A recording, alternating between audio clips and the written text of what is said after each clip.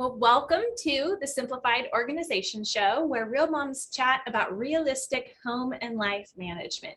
We want to avoid perfectionism, reject overwhelm, and handle housework and all those life details in a way that builds relationships because our home is a tool and not a showpiece.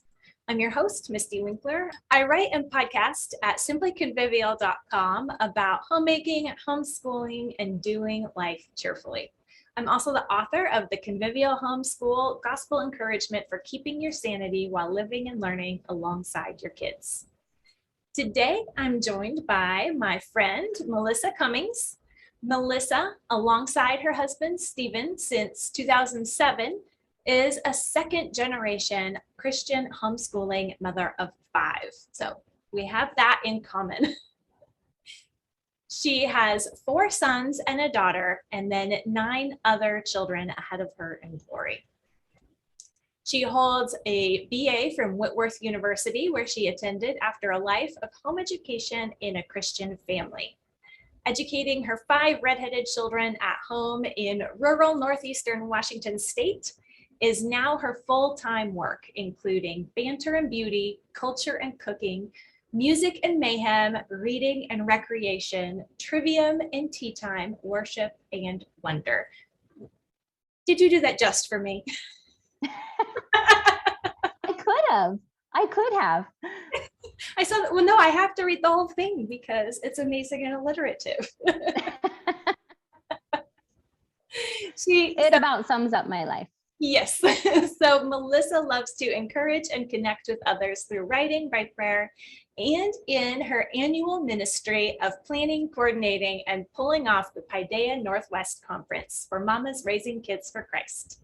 You can find her at joyfuldomesticity.com or connect with Paideia Northwest, including the Paideia Conversations podcast. So thank you, Melissa, for coming on. Thanks for inviting me. And Paideia Northwest is my favorite homeschooling conference. So, well, you're one of the ones who gave me the courage to jump into that. It's fun. I love going every year. So you have a lot of spinning plates and a lot going on at home, and then opportunities that you have stepped into and created with ministering to others, and even your podcast is new, but I imagine that leaves you tired sometimes. I know it does. I've heard you call yourself a low energy mom, but if you read your bio, that is not what low energy sounds like. No.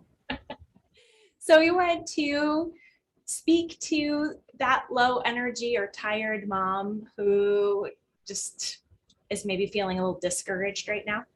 Yeah. So one of the things I've thought about is how, like you said, what I fill my time with, it's kind of a lot. It's not just keeping people fed and clothed. It's not just the housework. It's not just the educating. It's not just ministry outside of my home. I kind of have 3 full-time jobs, and that I sort of set myself up for that, or God set that up for me. And it feels a little ironic sometimes because I do tend to be low energy, easy fatigued, chronic pain, sort of, that's my physicality side.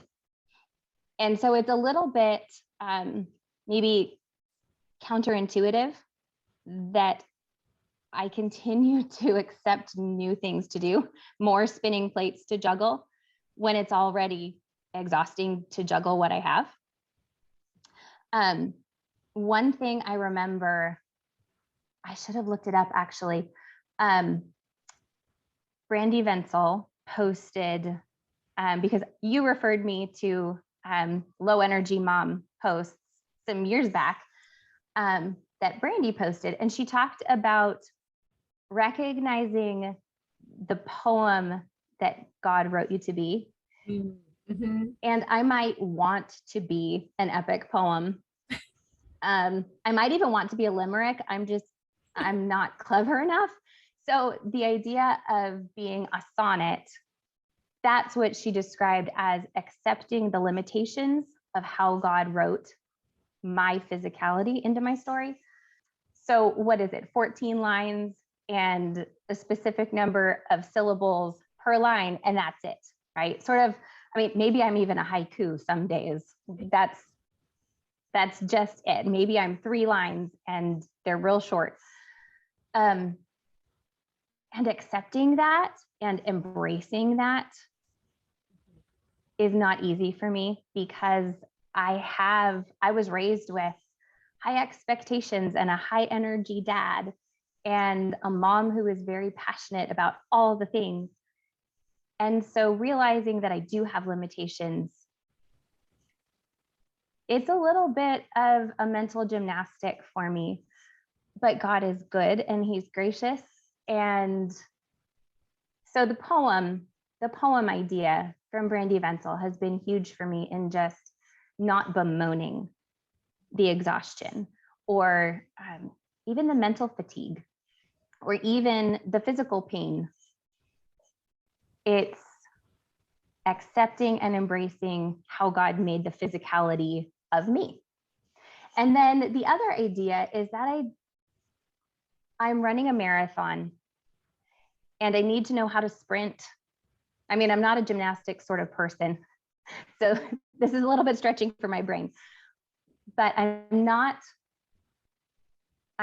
able to sprint always, but I am able to sprint sometimes.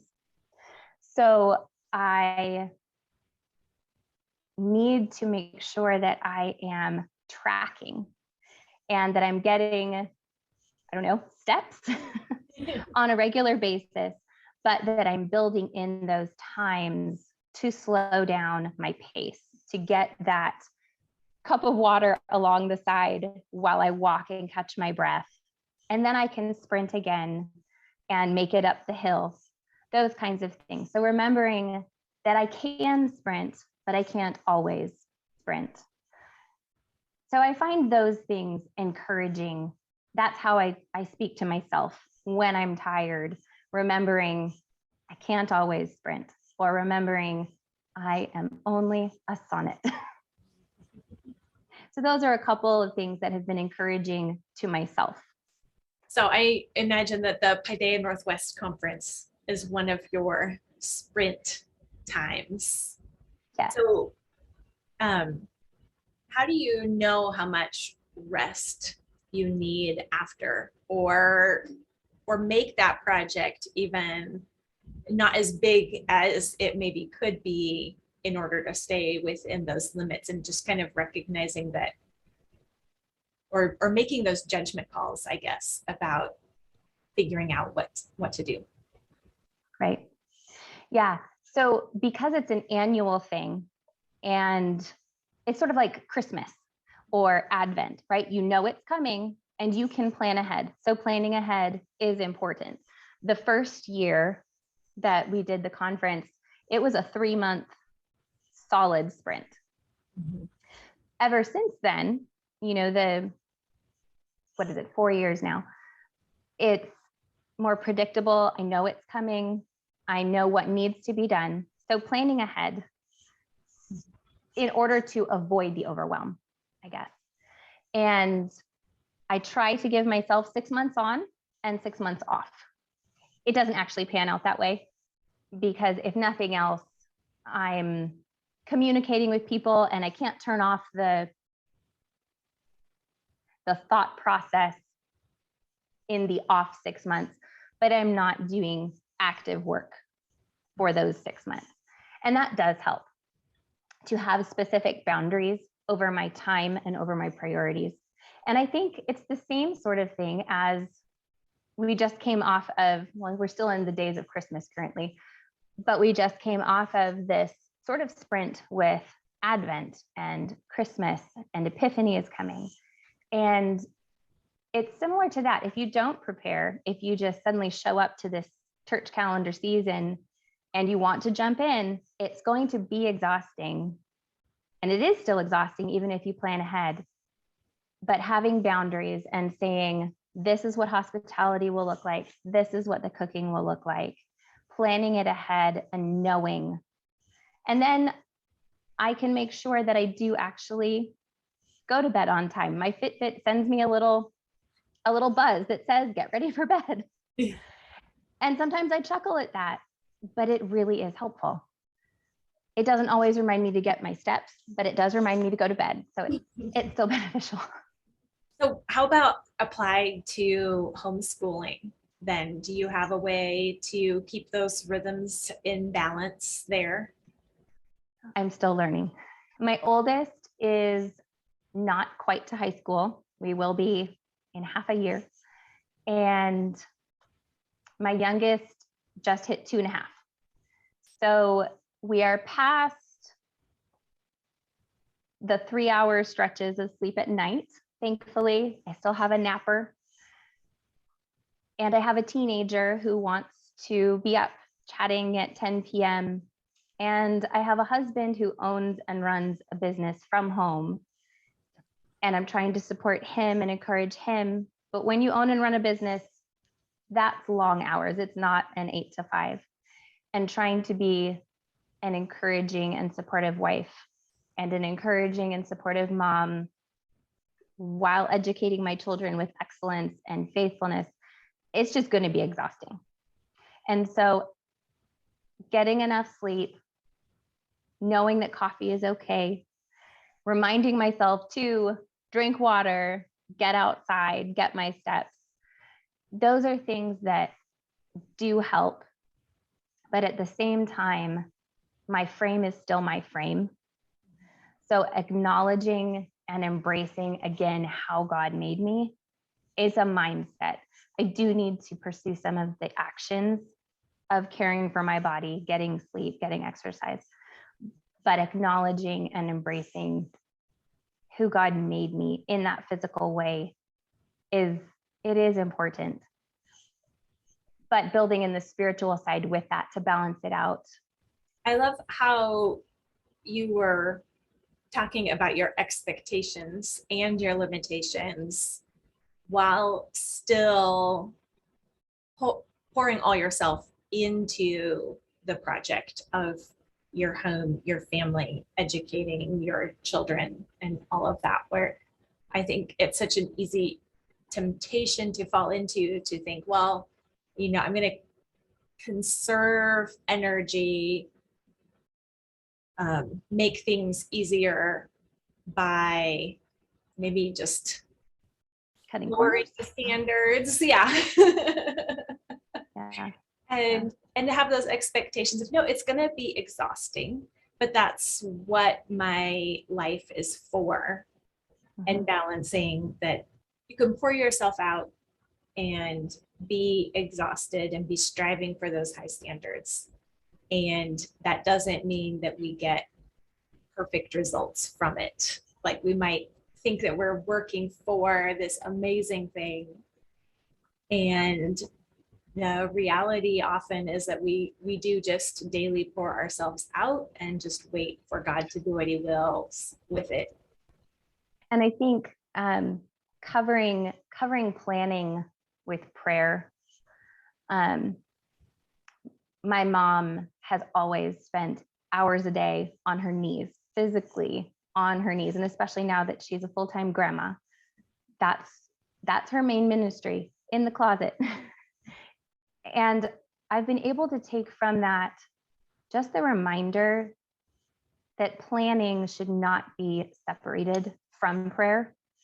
Praying over my plans, even if it's, not something big like an annual conference or something that feels monumental or that other people will see.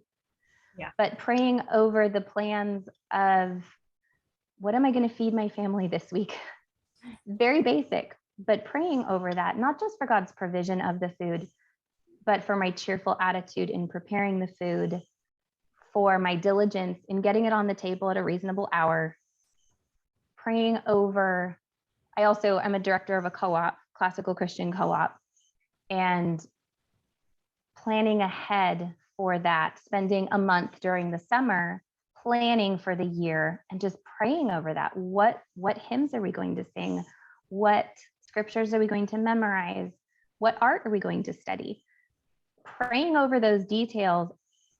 I've been told, well, that's silly. Those are little things. It doesn't really matter. Well, I think it does matter. And I think just bringing it to the Lord and acknowledging my weakness in it is a way to remind myself that it's his strength I need, even for things like choosing music to listen to at co-op or getting through the math pages at home in a reasonable length of time. So yeah, planning with prayer, having those be knit together closely, I think that's probably a good thing to remember, because I know that's where I end up.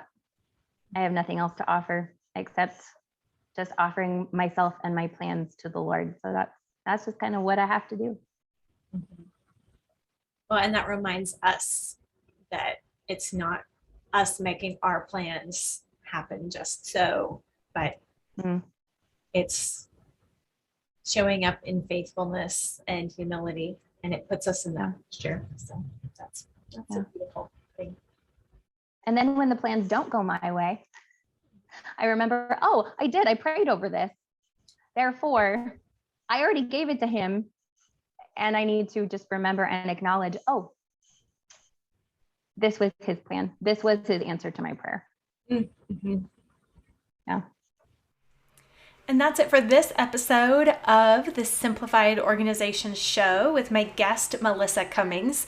But be sure to come back next week for part 2 of my conversation with Melissa, where she shares how to align and orient our mindsets in the midst of those exhausting days. You don't want to miss her encouragement in the next episode. And if you feel overwhelmed with life right now, I have just the next thing for you. It is my 1-hour Answer Overwhelm workshop, which you can find by going to answeroverwhelm.com. That's answeroverwhelm.com to learn how to respond when those feelings of overwhelm arise. It will help you to repent, rejoice, repeat.